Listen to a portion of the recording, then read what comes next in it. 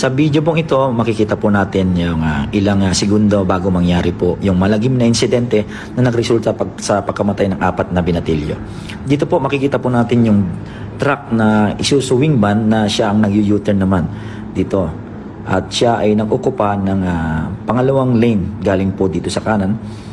Yan po, na nakita po niya siya at nakita natin yung mga ibang sakyan. Dito, makikita natin gaano kabilis at sumalpok na nga. At nakita natin yung skid mark. So makikita po natin